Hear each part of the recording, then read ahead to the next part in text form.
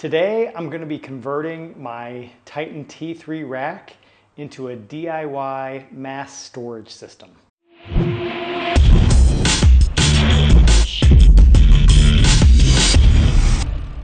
Hey, this is Greg with Discovering Strength, the channel focused on all things garage gym. If you like what you see, consider subscribing below. I just recently made a new purchase to upgrade my power rack in my gym. And that means one, I need to make space for it, and two, I am going to convert my existing rack into a mass storage system. Now you can see here's my Titan T3 rack. Essentially all I'm going to be using from the rack for the mass storage system is going to be the 4 posts, but I'm going to be setting it up right here in this nook in my gym. The dumbbells here, I'm going to pull that all out, make the space in here, and I'm going to build this mass storage system right here to then put all my dumbbells on 2 of the shelves and then have 2 additional shelves for other items. Plus I'll have a wood back so that I can just hang a bunch of my cable attachments that I just have laying here on the floor. Especially because I'm just renting in this place, I don't want to drill a bunch of holes in the wall. So this is going to be my solution for getting a lot of my odds and ends up onto the wall. So I'm going to walk you through all the materials I'm going to be using. Basically a bunch of lumber that I'm using. So attaching to the posts of my power rack, I'm going to be using these slabs of wood. These are about 2 inches thick by 8 inches wide. And these, I'm going to double them up to make each shelf. So I'll have 4 shelves in all.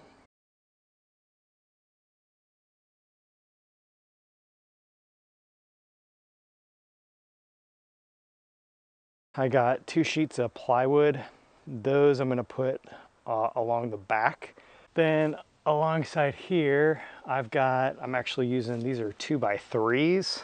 I'll be using these to make the supports of my shelves. So to fit my space, I am going to be cutting these long boards to 76.5 inches. And that is going to work out so that the long particle boards that I have, or plywood that I have, they will just go flush along the back side of the rack. And those are 80.5 inches. So I'm allowing the 4-inch difference for the rack itself, so that these will go along the inside of the rack, and that will hang along the back of the rack.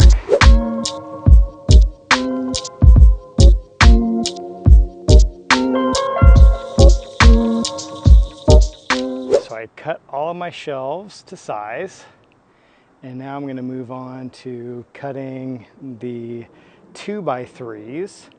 These are going to be my shelf support. So I'm going to make a little ledge with each of these bolted onto the rack, and then I'm going to bolt the shelves to the 2x3s. Since the bottom 2 shelves I'm planning to make them slanted, I'm going to cut those at 16.5 inches. So it will be 4 at 16.5 inches, and then I'm going to do an additional 4 at 15.5. The 15.5 should be my length for the shelves that are straight and not slanted.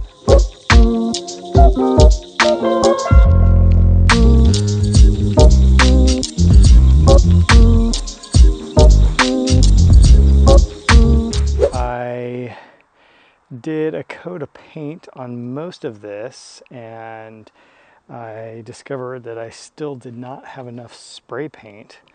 So I'm probably going to pick up a little more spray paint, finish up painting. As a summary, I have 4 of these that are 16.5 inches, another 4 that are 15.5. The 16.5 inch ones are going to be for the slanted shelves, 2 shelves. Then I still have these 2 pieces of plywood. I am going to apply a coat of paint to each of those, and then I'll hang them along the back side of the rack. So got most of my pieces spray painted. Turned out that it took a lot of spray paint and didn't quite get it all done, but I'm going to go ahead and get started with assembly. So as you can see, I disassembled my rack and moved the uprights over here to the side. That's going to be where I begin. And what I'm going to do is start with attaching my shelf support pieces. So I'm going to start at the bottom, and I may just do one at a time and first get the first shelf in place to provide some stability to work on. I'm going to show you what I'm doing here. What I've taken is beginning with the first support on the bottom. I lined it up, I did the measurements and made sure that the smaller one, once it's up here at the top, that it's going to be the right length from side to side so it will connect. But I took the longer piece and put it in place where I wanted it. And then I simply from the other side just used my pencil to mark off where the hole should be. And you can see that there. So there and there. And what I'm gonna do is just drill a small pilot hole in the center of each of these so it'll be easier when I'm bolting it on.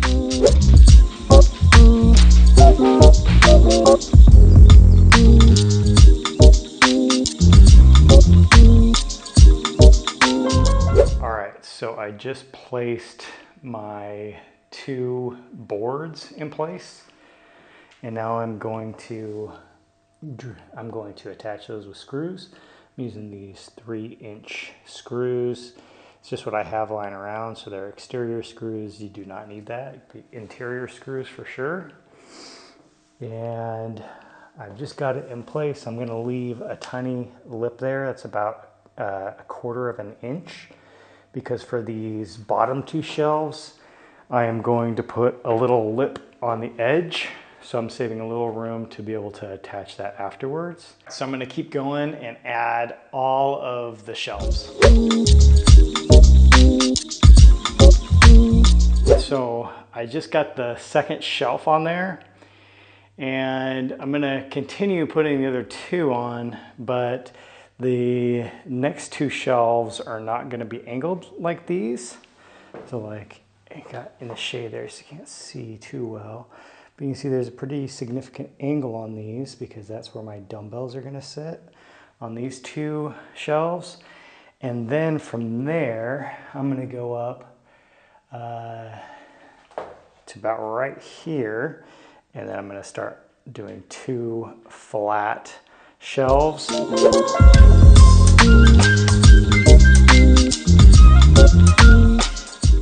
All right, so I got all 4 shelves up there. I am liking how it's coming together. I got some paint issues, but I'll probably afterwards come back and do some touch-up paint. But now the next step is to put the wood on the back. It took forever, but finally finished, minus painting this last panel, but I'm gonna call it good for now. Yeah, what I did, I'll walk you through everything. I got all the shelves on there, and then I came back through and I did add this little lip. So I just screwed that onto the end. So on the bottom 2 shelves, where I will have dumbbells, they shouldn't slide out. Then putting the plywood up there was challenging.